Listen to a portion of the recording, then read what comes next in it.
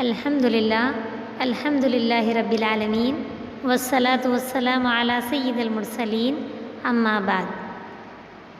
واقعہ فیل کے معنی آتے ہیں ہاتھی کے۔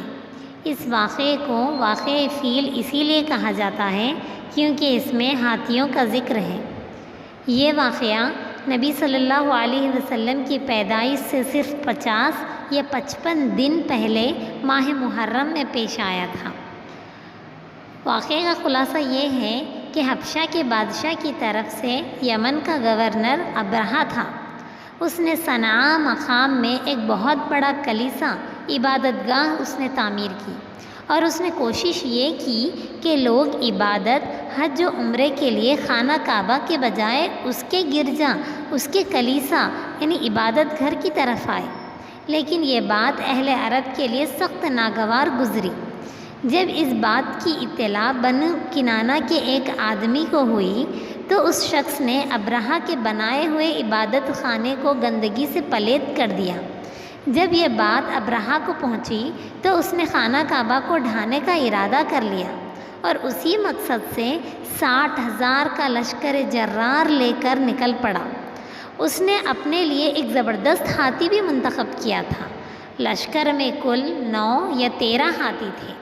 جب وہ وادی محصر پہنچا تو اس کا ہاتھی بیٹھ گیا اور کعبے کی طرف بڑھنے سے رک گیا۔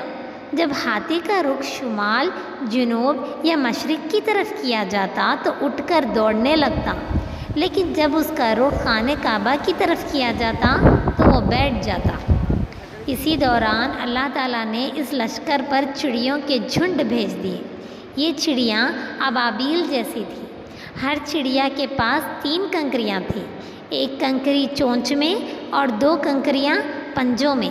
یہ کنکریاں چنے جتنی چھوٹی تھی، لیکن جس شخص کو بھی لگ جاتی وہ شخص پگھل جاتا، اس کا گوشت جھڑ جاتا اور اس کے اعضاء کٹنے لگتے اور بالآخر وہ مر جاتا۔ ابرہہ کا بھی یہی حال ہوا۔ اس پر اللہ نے ایسی آفت بھیجی کہ اس کی انگلیوں کے پور جھڑ گئے اور وہ مقام صنعاء واپس پہنچتے پہنچتے مر گیا۔ اس طرح اللہ تعالیٰ نے اپنے گھر کی حفاظت فرمائی۔ اسی بات کا ذکر اللہ رب العزت نے سورہ فیل سورہ نمبر 105 میں یوں بیان کیا: اعوذ باللہ من الشیطان الرجیم، بسم اللہ الرحمن الرحیم، الم تر کیف فعل ربک باصحاب الفیل، کیا تو نے نہ دیکھا کہ تیرے رب نے ہاتھی والوں کے ساتھ کیا کیا؟ الم یجعل کیدہم فی تضلیل، کیا ان کے مکر کو، ان کے چال کو بیکار نہیں کر دیا؟ وَأَرْسَلَ عَلَيْهِمْ طَيْرًا أَبَابِيلَ، اور ان پر پرندوں کے جھنڈ بھیج دیے۔ تَرْمِيهِمْ بِحِجَارَةٍ مِّن سِجِّيلٍ، جو انہیں مٹی اور پتھر کی کنکریاں مار رہے تھے۔ فَجَعَلَهُمْ كَعَصْفٍ مَّأْكُولٍ، پس انہیں کھائے ہوئے بھوسے کی طرح کر دیا۔ اللہ اکبر۔ تو دیکھیے اللہ رب العزت نے اس طرح اپنے گھر خانہ کعبہ کی حفاظت فرمائی۔ سبحان اللہ۔